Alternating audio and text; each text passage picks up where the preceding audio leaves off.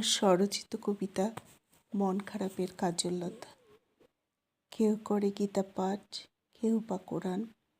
আমি পড়তে পারি না গীতা না কোরআন। আমি শুধু পড়তে পারি মানুষের জীবনের সহজ পাঠ, ভাঙাচোরা মানুষের লড়াই লড়ন।